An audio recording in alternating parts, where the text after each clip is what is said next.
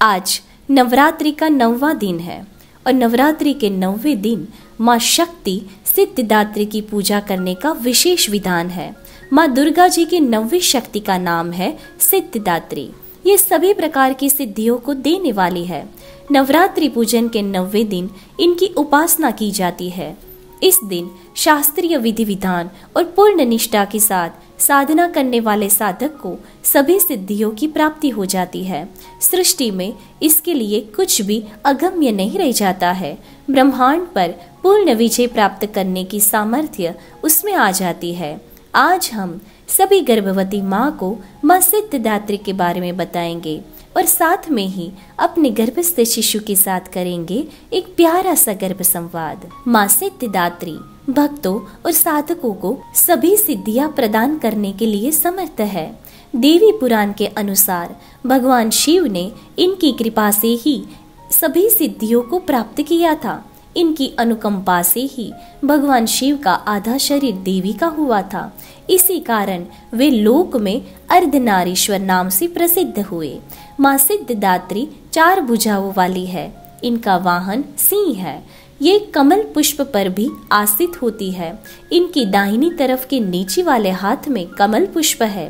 प्रत्येक मनुष्य का यह कर्तव्य है कि वह माँ सिद्धिदात्री की कृपा प्राप्त करने का निरंतर प्रयत्न करे, उनकी आराधना की ओर अग्रसर हो।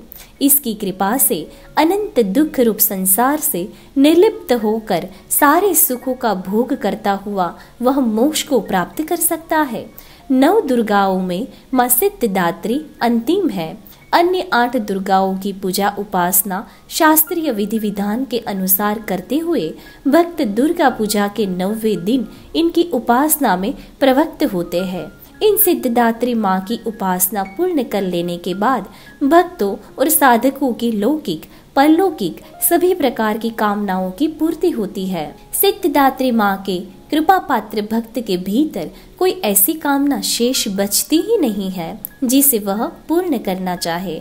वह सभी सांसारिक इच्छाओं, आवश्यकताओं और स्पृहाओं से ऊपर उठकर मानसिक रूप से माँ भगवती के दिव्य लोकों में विचरण करता हुआ उनके कृपा रस पीयूष का निरंतर पान करता हुआ विषय भोग शून्य हो जाता है। माँ भगवती का परम सानिध्य ही उसका सर्वस्व हो जाता है। इस परम पद को प्राप्त करने के बाद उसे अन्य किसी भी वस्तु की आवश्यकता नहीं रह जाती है। माँ के चरणों का यह सानिध्य प्राप्त करने के लिए हमें निरंतर नियम निष्ठ रहकर उसकी उपासना करनी चाहिए। माँ भगवती का स्मरण, ध्यान, पूजन हमें इस संसार की असारता का बोध कराते हुए वास्तविक परम शांतिदायक अमृत पद की ओर ले जाने वाला है। इसकी आराधना से जातक को अणिमा, लधिमा, प्राप्ति, प्राकाम्य, महिमा, इशित्व, सर्व काम वसायिता, दूरश्रवण, पर कामा प्रवेश, वाक सिद्धि, अमरत्व, भावना सिद्धि आदि समस्त सिद्धियों नवनिधियों की प्राप्ति होती है। आज के युग में इतना कठिन तप तो कोई नहीं कर सकता, लेकिन अपनी शक्ति अनुसार जब तप पूजा अर्चना कर कुछ तो माँ की कृपा का पात्र बन ही सकता है ना। प्रत्येक सर्वसाधारण के लिए आराधना योग्य यह श्लोक सरल और स्पष्ट हो जाते हैं। प्रत्येक सर्वसाधारण के लिए माँ की पूजा आराधना सभी को करनी चाहिए। माँ जगदम्बे की शक्ति पाने के लिए आप माँ की अर्चना जरूर करें। आज अभी हमने माँ सिद्धिदात्री के बारे में बहुत सारी अच्छी बातें सुनी।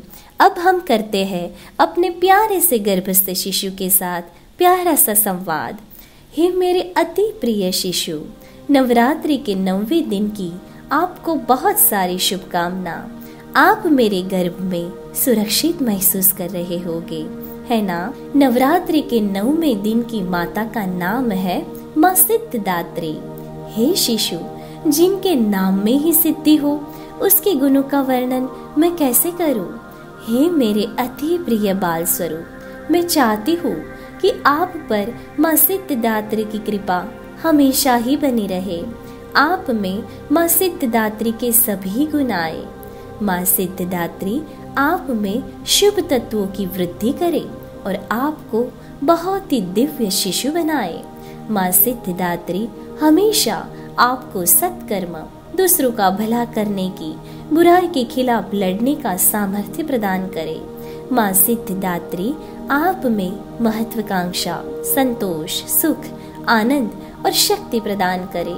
आपके हर एक कार्य में माँ सिद्धिदात्री आपको सफल करे। हे मेरे शिशु, माँ की कृपा से आप हमेशा सुखी, संतोषी और सफल रहो। माँ हमेशा किसी का भला ही करती है, उसी तरह आप भी हमेशा दूसरों की भलाई करना, दूसरों को मदद करना और बहुत सारे पुण्य कमाना। हे मेरे प्यारे बाल स्वरूप, माँ सिद्धिदात्री की कृपा आप पर हमेशा बनी रहे। हे माँ सिद्धिदात्री, हमेशा मेरे शिशु की रक्षा करो और आपका आशीर्वाद सदैव उस पर बनाए रखो। धन्यवाद।